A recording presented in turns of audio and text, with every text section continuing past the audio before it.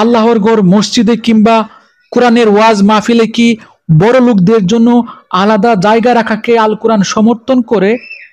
আল্লাহর কাছে ধনী গরিব, সাদা কালো, নারী পুরুষ কি ভেদাভেদ আছে?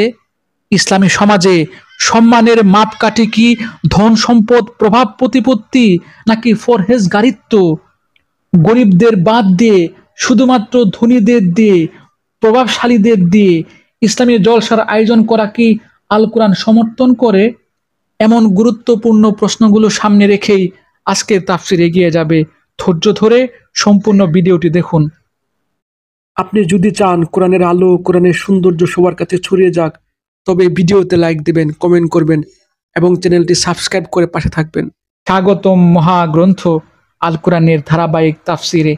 আজকে ইনশাল্লাহ আমরা পবিত্র কোরআনের সূরা আনআমের 52 থেকে 55 নম্বর আয়াত পর্যন্ত আলোচনা করব।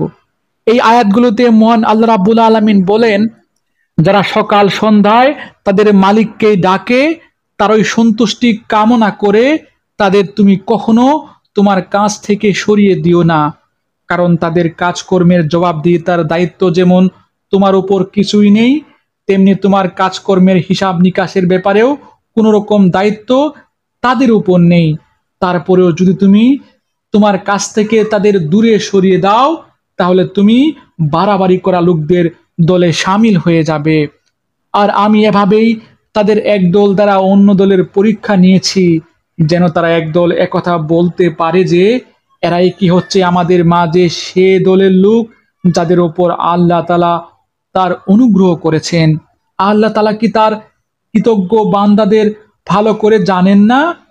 আর যারা আমার আয়াতসমূহের উপর ঈমান এনেছে, তারা যখন তোমার কাছে আসে, তখন তুমি তাদের বলো, আল্লাহ তাআলার পক্ষ থেকে তোমাদের উপর শান্তি বর্ষিত হোক। তোমাদের উপর অনুগ্রহ করাটা তোমাদের মালিক নিজের কর্তব্য বলে স্থির করে নিয়েছেন। তবে তোমাদের মধ্যে যদি কেউ কখনো অজ্ঞানতাবশত কোনো অন্যায় কাজ করে বসে এবং পরক্ষণেই তওবা করে ও নিজের জীবন শুধরে নেয়, তাহলে আল্লাহ তাআলা তাকে ক্ষমা করে দেবেন। তিনি একান্ত ক্ষমাশীল ও পরম দয়ালু। আর এভাবেই আমি আমার আয়াতসমূহ বিশদভাবে বর্ণনা করি, যাতে অপরাধীদের পথ পরিষ্কার হয়ে যায়। আলহামদুলিল্লাহ, চমৎকার 4টি আয়াত। এই আয়াতগুলোর মূল বার্তা বের করার জন্য প্রথমে আমরা এই আয়াতগুলোর নাজিলের প্রেক্ষাপট বা শানে নুজুল জেনে নেব। তাফসিরে ইবনে কাসির, তাফসিরে তাবারি ও মুসনাদে আহমেদের হাদিস থেকে জানা যাচ্ছে যে মক্কার কাফের নেতারা যেমন উতবা ইবনে রাবি, সাইবা ইবনে রাবি, ওয়ালিদ ইবনে মুগিরা, উমাইয়া ইবনে খালফ প্রমুখ রাসূল সাল্লাল্লাহু আলাইহি সাল্লামকে প্রস্তাব দিয়েছিল যে, হে মুহাম্মদ, যদি তুমি বেলাল, শুয়াইব, খাব্বাব, সালমান প্রভু গরিব মুসলিম দাস ও মুক্তিপ্রাপ্তদের তোমার মজলিস থেকে সরিয়ে দাও, তবে আমরা তোমার সাথে বসবো, তোমার কথা শুনবো। রাসূল সাল্লাল্লাহু আলাইহি সাল্লাম কিছুক্ষণ চিন্তা করলেন, হয়তো এভাবে করলে তারা ইসলাম গ্রহণ করবে। তখন আল্লাহ তাআলা এই আয়াতগুলো নাজিল করে বললেন, তুমি তাদের দূরে সরিও না, যারা সকাল সন্ধ্যায় আল্লাহ সন্তুষ্টির জন্য তার ইবাদত করে।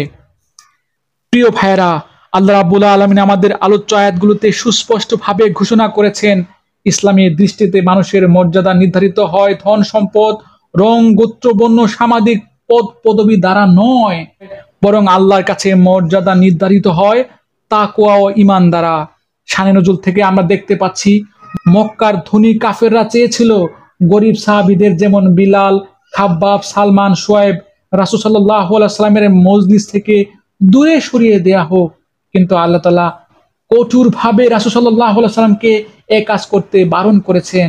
এমনকি আল্লাহ রাব্বুল আলামিন কঠিন ভাষায় বলেছেন, তুমি তাদের দূরে সরিও না, যারা সকাল সন্ধ্যায় আল্লাহর সন্তুষ্টির জন্য ইবাদত করে। আল্লাহর কাছে গরিব ধনী, কালো সাদা কোনো ভেদাভেদ নাই। তাকওয়াই আসল সম্মান, আল্লাহ ভীতি আসল সম্মান। এই আয়াতগুলো দ্বারা বোঝা যায় ইসলাম সব ধরনের বৈষম্যকে প্রত্যাখ্যান করেছে। কিন্তু দুঃখজনক হলো আজকের সমাজে অনেক জায়গায় আল্লাহর এই রীতি ভুলে যাওয়া হচ্ছে। মসজিদের ধনী ও প্রভাবশালীদের জন্য সামনের কাতারে আলাদা জায়গা রাখা হচ্ছে। ওয়াজের মঞ্চেও ধনীদেরকে বক্তা সাহেবের পাশে উচ্চ আসনে বসানো হচ্ছে। অনেক জায়গায় বড় লোকদের জন্য নরম ও আলাদা জায়নামাজ রাখা হচ্ছে। এমনকি কখনো দুর্নীতিবাজ ও পাপীদেরকে টাকা লোভে মসজিদের পদ পদবি দেয়া হচ্ছে। অথচ আমাদের আলোচ্য আয়াতগুলোতে আল্লাহ রাব্বুল আলামিন স্পষ্ট জানিয়ে দিয়েছেন, আল্লাহর কাছে বরত্বের মানদণ্ড সম্পদ বা প্রভাব নয়, বরং তাকওয়া বা ফরেজগারিত্ব। তাই প্রকৃত মুমিনের দায়িত্ব হলো ধনী গরিব সকল মুসলমানকে সমান সম্মান দেয়া, কোনো প্রকার বৈষম্য না করা, আল্লাহর ঘরকে শুধুমাত্র তাকওয়াদারীদের মাধ্যমে নেতৃত্বে পরিচালিত করা। আল্লাহ রাব্বুল আলামিন বলেন, আল্লাহর নিকট তোমাদের মধ্যে সেই সবচেয়ে বেশি সম্মানিত, সেই সবচেয়ে বেশি মর্যাদাবান, যে অধিক ফরহেজগার। আল্লাহ রাব্বুল আলামিন আমাকে সহ আপনাদের সবাইকে আজকের আলোচ্য আয়াতগুলো থেকে শিক্ষা গ্রহণ করার তৌফিক দান করুন। এই প্রত্যাশা যেখানে শেষ করছি।